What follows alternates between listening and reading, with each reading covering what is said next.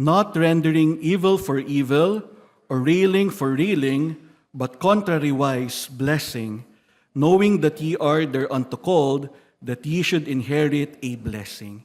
Tayo po ay manalangin, dakilang Diyos, mapagpalang Ama, maraming salamat po Panginoon. Sa oras na ito po Panginoon na kami po ay nagkatipon-tipon para po manalangin po Panginoon. Dalangin ko po Panginoon, nabuksan niyo po ang puso't isipan ng bawat isa sa mensahe po at ma-apply po namin ito sa aming buhay. At maging blessing po ito as it has been a blessing to me personally. This we pray in Christ's most precious name. Amen. Ayun po, maaari na po kayong umupo. Ang title po for this short devotion is Contrariwise Blessing. For context, 1 Peter was written approximately around 62 to 64 AD, under Nero's reign, one of the most infamous ruler in Roman history. Ang pinaka-infamous is Caligula. Pero si Nero, lumalaban po siya. Under this tyrant, many believers were tortured, crucified, or burned alive. So yung binasa po nating text, ito po yung context ng kanilang nararanasan as believers of the Lord. So it is one thing not to retaliate, not rendering evil for evil, or railing for railing. But it is altogether a different thing, not just to not retaliate, but be a blessing to someone that harmed you. Tama po, Isang bagay yung hindi gumante, pero mas mahirap na bagay yung maging blessing ka pa doon sa taong gumawa ng masama sa inyo. But the verse says, but contrariwise blessing. Although firstly, this is applied to fellow believers, Peter is calling for unity of the saints. In verse 8, in 1 Peter 3 verse 8, ito po ang hamon ni Peter po sa church. Finally, be ye all of one mind, having compassion one of another, love as brethren, be pitiful, be courteous. So that is possible kung hindi tayo nagagantihan ng masama, but rather being a blessing to each one. So contrariwise blessing. So it can be better understood by bifurcating this into two words. Contrary, meaning against or opposite.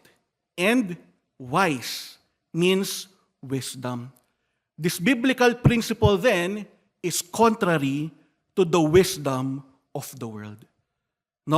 So earthly and man's wisdom would say, ye have heard that it had been said, an eye for an eye and a tooth for a tooth. Yan po ay ang Hammurabi's Code. The law would say, gumanti ka. Kung ano yung level ng nasaktan ka, ganun din yung ibalik mo. But godly and biblical wisdom would say, but I say unto you, that ye resist not evil, but whosoever shall smite thee on thy right cheek, turn to him the other also. It was actually the Lord Jesus Christ teaching His disciples, na pag tayo po ay nasampal, sa ating kanan, ano sasabihin mo, yung i-avail mo pa, yung iyong left cheek.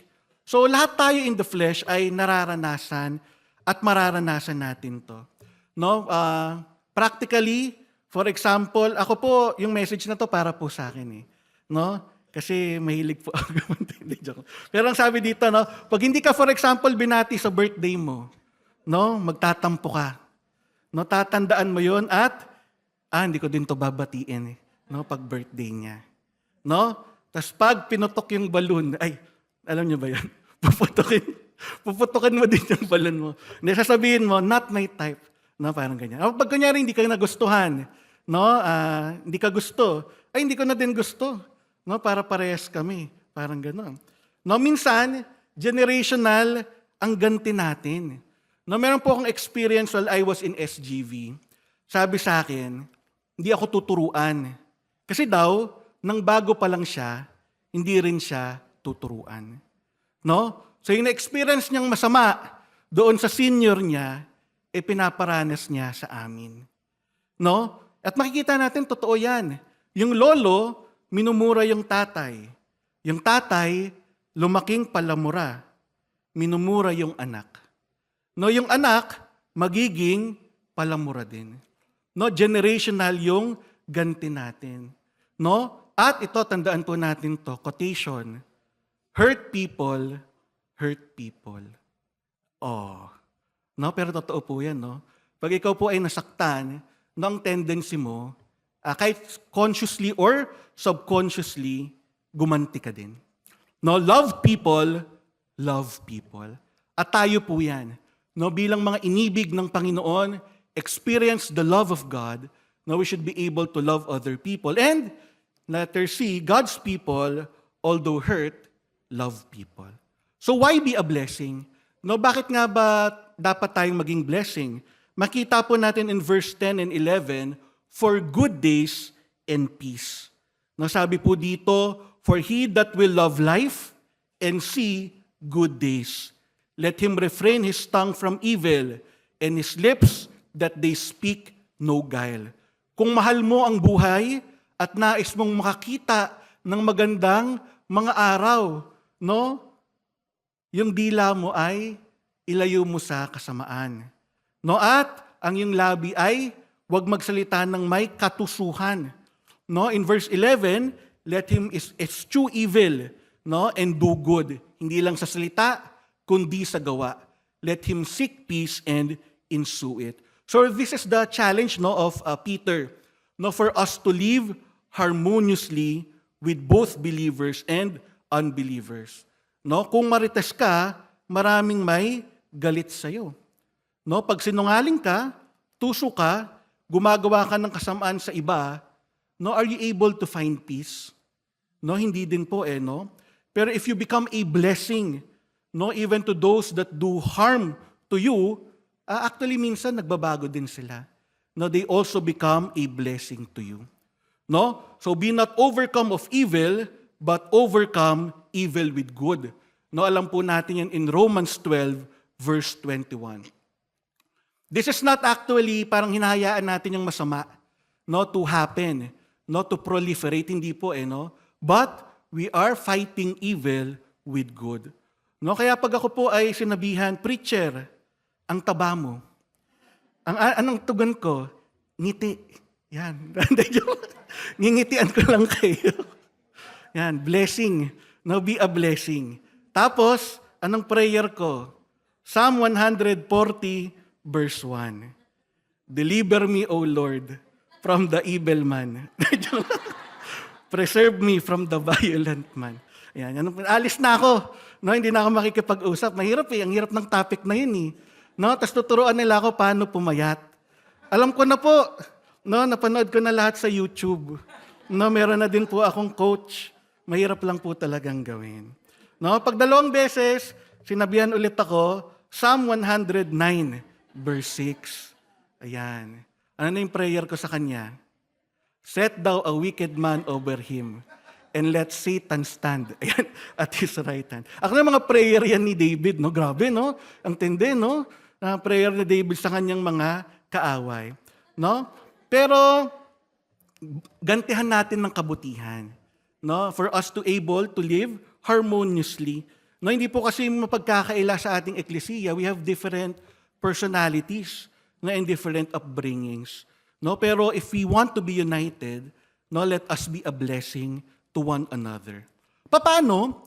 Kapag ikaw ay nag-try mo ng maging blessing, pero hindi pa rin masama pa rin ang ganti sa'yo. No? Tingnan naman natin, verse 12 and 13. Ito naman po ang dapat po nating isipin. For the eyes of the Lord are over the righteous, and His ears are open unto their prayers. But the face of the Lord is against them that do evil. No? Aning number 2, second point, the righteous Lord is for the righteous. No, tayo po ay nagpapasalamat na we can experience suffering because the Lord is righteous. No? Righteous means holy and just. No, the Lord reigns and will exact righteous judgment. No, pag sinabi po nating righteous judgment, rewards to the good and punishment to the evil. Sometimes pag judgment kasi ang isip po natin, punishment lang. No, but actually yung judgment din ng Panginoon, may reward din po yan, no, sa mga righteous. No? So, maisip po natin, no, if God were not true, if He were not righteous, and if there were no day of judgment, then what value would there be in long-suffering and self-control? What meaning would our suffering hold? Isipin po natin yan. Kung hindi totoo ang Diyos, no, hindi din siya righteous at wala namang paghuhukom, no, bakit pa tayo magpa-practice ng long-suffering? Maggantihan na lang tayo. No, we will be like animals. No, battle of the fittest. No, the one who has power would win. Pero tayo as believer, we believe that God is true. Amen? He is righteous, and there will a day of judgment. Judgment will come. No, there is virtue in long-suffering and self-control, and there is meaning in our suffering. Now, you could read the other verses in this chapter, pero one no, na makikita po natin why God allow it no, is in verse 15. No, but sanctify the Lord God in your hearts, and be ready always to give an answer to every man that asketh you a reason of the hope that is in you with meekness and fear. Actually, nang before po, no, nang ako po'y binabasa ko yan, usually ang understanding ko dyan, I would be ready to give an answer. Mag-aaral ako ng Bible, more on knowledge, no, so that I could be able to answer every man. Pero on this context, makikita po natin is that we should live righteously. No, we should be a blessing, no, even to evil people, so that they would see the difference in our life. No, they would ask the reason of the hope that is in you. Makita ang Panginoon sa atin. Mas malinaw po, no, in Matthew 5, verse 44 to 45. Ayan po, no, but I say unto you, love your enemies, bless them that curse you, and do good to them that hate you, and pray. Now pray for them which despitefully use you and persecute you. No, so dapat pinapanalangin din po natin, no, yung ating mga kaaway. Bakit po? In verse 45, that ye may be the children of your Father which is in heaven. Yun po pala ang dahilan. No, why you should love your enemy, why you should pray for them, that they may be the children of your Father. Upang sila ay makakilala rin sa Panginoon. No? So yan po ang kagandahan ng pagiging righteous ng Panginoon. At nabanggit din po dito na sa ating verses, no, his ears are open unto their prayers. No, nakikinig po ang Panginoon, no, sa panalangin ng righteous man. And we also have another verse, no, the effectual fervent prayer of a righteous man availeth much. Now, of course, we know that our righteousness is not our own. That is actually the imputed righteousness of the Lord Jesus Christ. So number one, why be a blessing? For good days and for peace. Number two, because the Lord, the righteous Lord, is for the righteous. At lastly po, because Christ became an example. Na ito po ay nasa 1 Peter chapter 3. Pero pag binalikan po natin yung chapter po before that, makikita po natin. No, in verse 21, for even hereunto were ye called, because Christ also suffered for us, leaving us an example, that ye should follow his steps. Verse 22, who did no sin, neither guile was found in his mouth. Hindi po ba yan yung verse 10? No? And his lips, that they speak no guile. No? So, Panginoong Hesukristo, no, when he was on the cross, no guile was found in his mouth. Verse 23, who, when he was reviled not again. Hindi po ba yan yung not rendering evil for evil or railing for railing? No, when he suffered, he threatened not. No? At, ano pang sabi dito, but committed himself to him that judgeth righteously. Hindi din po ba yan yung verse 12? No, for the eyes of the Lord are over the righteous. So makita po natin, no, it was in the life of Christ. No, nakita ito ni Peter, one of his disciples. And by this time, it was Peter teaching the ecclesia. Christ is our best example. No, He is also our best teacher. At the cross, He suffered for the ungodly. No, His death brought the greatest blessing to man, salvation from sin and a life unto righteousness. Peter carried Christ's teaching, exhorting Christians to unity, love, and patience. He followed Christ's step. And historically speaking, Peter was also crucified upside down in Rome during Nero's time. So makita po natin, no, si Peter, hindi lang din po iyan itinuro, no, na experience niya.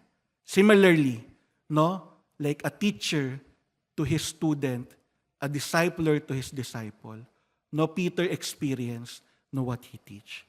So in conclusion, God calls us to be a blessing. Let us be a blessing. Maraming salamat po.